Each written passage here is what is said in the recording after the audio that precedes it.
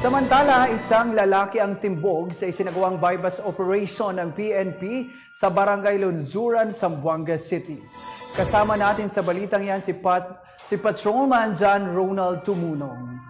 3,000 pesos na halaga ng marijuana ang nasabat sa isang suspect sa bypass operation ng Zamboanga PNP. Kinilala ni Police Colonel Alexander A. Lorenzo, Zamboanga City Director, ang naarestong suspect na si William Rebollos Cabaya Cruz alias Tata, 30 taong gulang, walang asawa at residente ng Perez Compound, Barangay Putik, Zamboanga City.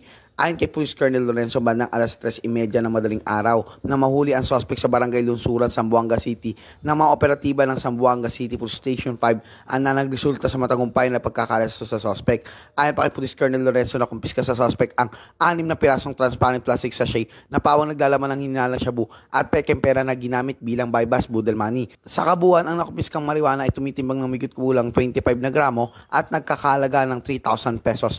Maharap ang suspect sa kaso paglabag sa RA 9165 o Comprehensive Dangerous Drugs Act of 2002.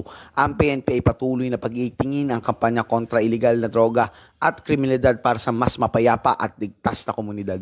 Mula dito sa Zamboanga Peninsula, ako po ang inyong PNN correspondent, Patrolman John Ronald Tumunong, alagad ng batas, tagataguyod ng Balitang Pulis. Maraming salamat, Patrolman Tumunong.